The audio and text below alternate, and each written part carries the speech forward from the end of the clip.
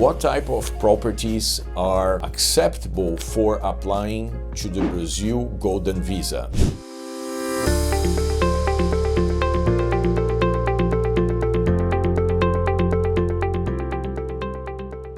Hello there, my name is Luciano Oliveira. I am a Brazilian attorney, also licensed in California and Texas. So first requirement is in terms of price. You're gonna need to buy a property for 1 million reais. There is an exception. If you're buying in the northeast or north of Brazil, you can buy a property for at least 700,000 reais. Important to note, the property gotta be urban property. You cannot buy a rural property. Rural properties are not gonna help you get the Brazil Golden Visa. Another important distinction is only properties with a legal deed are gonna be valid for the application. In Brazil, unfortunately, it's kind of common for people to sell possession-only properties, and possession-only properties, they do not have a legal deed. We call it Registro Geral do Imóvel. And the Registro Geral do Imóvel, or just deed, it's one of the requirements for your application. Therefore, if you're buying a possession-only property, this is not gonna help you. An interesting possibility is that you don't need to buy a single property for 1 million reais. You just need to buy real estate enough to reach this threshold. So